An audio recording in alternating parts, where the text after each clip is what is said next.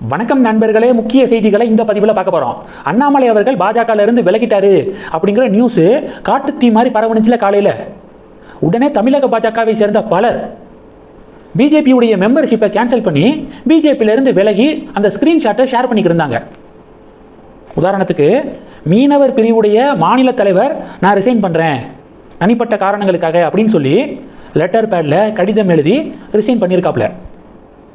நம்ம ஸ்டார்டிங்லேருந்து என்ன சொல்கிறோம், அண்ணாமலை பாஜகவிலேருந்து விலகி தனிக்கட்சி ஆரம்பித்தாருன்னா அண்ணாமலை ஆரம்பிக்கக்கூடிய தனிக்கட்சியில் பாஜக நிர்வாகிகள் நிறையா பேர் போய் சேர்ந்துருவாங்க. பாஜக தொண்டர்கள் அண்ணாமலைக்கு தான் முழு ஆதரவு. அதனால் ஜீரோலேருந்து அண்ணாமலை ஸ்டார்ட் பண்ண போகிறது கிடையாது. 2024 பாராளுமன்ற தேர்தலில் 11.24% வாக்குகள் பிஜேபிக்கு தாமரைக்கு விழுந்துச்சு. எதுக்காக விழுந்துச்சு? மோடிக்காகவும் அண்ணாமலைக்காகவும் விழுந்துச்சு. அந்த வாக்குகள் அப்படியே அண்ணாமலை பார்ட்டிக்கு டிரான்ஸ்ஃபர் ஆகும். அண்ணாமலையுடைய தனிக்கட்சிக்கு அந்த 11.24% வாக்குகள் ஸ்டார்டிங்லேயே சப்போர்ட்டு. அப்போ ஆரம்பிக்க போகிறது 12% வாக்குகளோட தான் அண்ணாமலை கட்சி ஆரம்பிக்க போகிறாரு அப்படின்னு நம்ம சொல்லியிருந்தோம். இப்போது அதை உறுதிப்படுத்தக்கூடிய வகையில் பலர் பொறுப்புகளிலிருந்து ரிசைன் பண்ணிக்கிட்டு இருக்காங்க. நான் சொல்கிறது ஒன்று தான், அவசரப்பட்டு ரிசைன் பண்ணாதீங்க. ஏன்னா அண்ணாமலை ரிசைன் பண்ணதை பற்றியே மாறி மாறி நியூஸ் வந்துக்கு இருக்குது. காலையில் ரிசைன் பண்ணிட்டாருன்னு சொன்னாங்க, இப்போ ரிசைன் பண்ணலை இன்னும் அப்படின்னு சொல்லிக்கிருக்காங்க. நயினாரை உடனே டெல்லி வர உத்தரவு போட்டிருக்காங்க கட்சி தலைமை. நயினார் டெல்லி போக போகிறாரு. என்ன டிசிஷன் எடுக்க போகிறாங்க அப்படிங்கிறதே தெரியலை. அதனால் அண்ணாமலை ரிசைன் பண்ணிட்டாரு அப்படின்னு நினச்சி நீங்கள் பிஜேபியிலேருந்து அவசரப்பட்டு ரிசைன் பண்ண வேண்டாம். அண்ணாமலை அதிகாரப்பூர்வமாக அறிவித்த பிறகு அவங்களுடைய நிலைப்பாட்டை எடுத்துக்கோங்க அப்படிங்கிறது தான் என்னுடைய ரெக்வெஸ்ட்டு.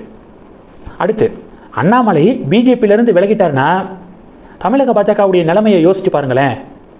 2019 காலகட்டத்தில் எதுக்கெடுத்தாலும் மோடி எதிர்ப்பு, மோடினாலே கெட்டவர் அப்படின்னு சொல்லிட்டு தமிழக பாஜக ஆக்கி வச்சுருந்தாங்க. டிஎம்கே அப்படி கேம்பெயின் பண்ணுறாங்கன்னா அதை முறியடிக்கணும்ல. இவங்களால முறியடிக்கவே முடியலை. மோடினாலே கெட்டவர் அப்படின்னு சொல்லிட்டு ஒரு பிம்பம் கட்டமைக்கப்பட்டுச்சு திமுகனால. தமிழக பாஜக அதை கவுண்டர் பண்ணவே முடியலை. அப்போ தான் ஒருத்தர் வந்தார், அண்ணாமலைன்னு. மோடிக்கு எதிராக திராவிட கட்சிகள் கட்டமைத்த பொய்கள் எல்லாத்தையுமே சுக்குநூறாக நொறுக்கினாப்புல மனுஷன். சுக்குநூறாக நொறுக்கினார். மோடி கெட்டவர் கிடையாது, தமிழக மக்களுக்காக அவ்வளவு நல்ல விஷயங்கள் பண்ணியிருக்காரு அப்படின்னு புள்ளி விவரத்தோட நாட்டு மக்களுக்கு எடுத்து சொன்னார்.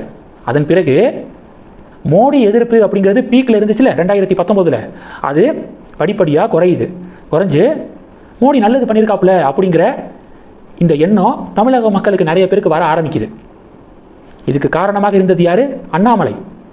இப்போ அண்ணாமலை பாஜகவிலிருந்து விலகி தனிக்கட்சி ஆரம்பிச்சிட்டாருன்னா இந்த தமிழக பாஜக மறுபடியும் மோடி எதிர்ப்பு அப்படிங்கிற நரேட்டிவை தமிழகத்தில் படர்வதற்கு காரணமாகிடுவாங்க.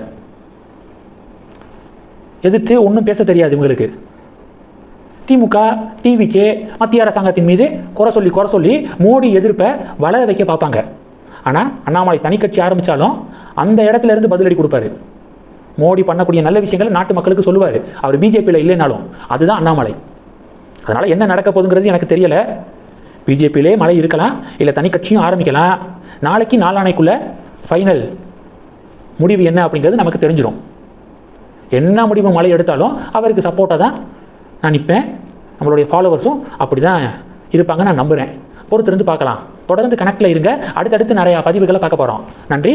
ஜெய் ஹிந்த்.